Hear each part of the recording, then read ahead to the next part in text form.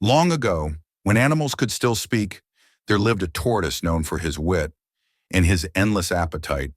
Tortoise could outsmart anyone, but his greed was larger than his shell. One hot afternoon, he crawled through the village market. The smell of roasted corn filled the air, and children laughed as they ate ripe bananas and mangoes. Tortoise sighed deeply.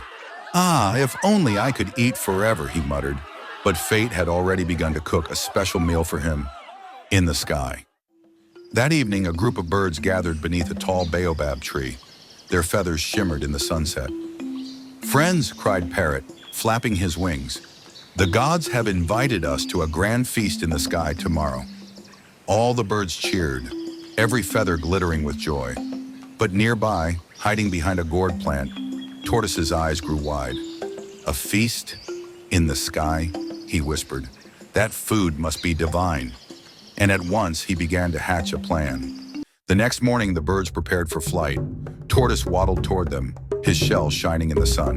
"Good morning, my dear friend," he said with a wide smile. "I hear you are flying to the sky for a feast. Please take me with you." The birds laughed. "Tortoise, you have no wings," said Dove. "How can you fly?" "Ah," said Tortoise, placing a hand on his chest.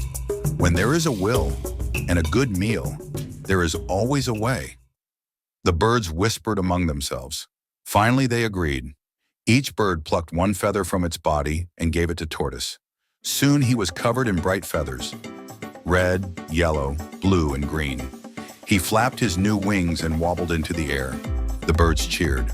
"Look, Tortoise is flying!" And Tortoise laughed. "My friends, this is just the beginning of greatness." Up, up, up they flew. Above the trees, above the clouds, above the mountains that touched the sun. Below them, rivers twisted like snakes of silver. The air was cool and soft. For the first time, Tortoise saw the world not as a hungry creature, but as a king in flight. At last, they reached the sky.